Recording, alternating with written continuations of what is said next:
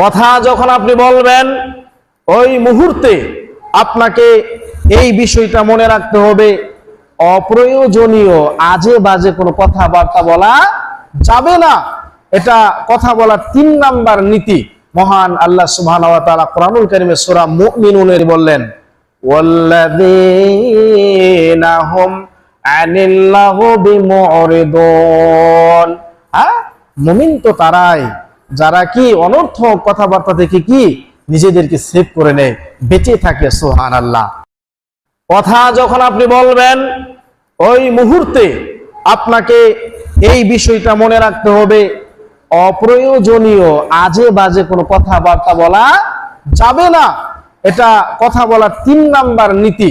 মহান আল্লাহ সুবহানাহু ওয়া তাআলা কোরআনুল কারীমে সূরা মুমিনুনের বললেন, ওয়াল্লাযীনা হুম আনিল লাগবি মুরিদুন। মুমিন তো তারাই যারা কি অনর্থক কথাবার্তা থেকে কি নিজেদেরকে সেভ করে নেয়, বেঁচে থাকে। সুবহানাল্লাহ।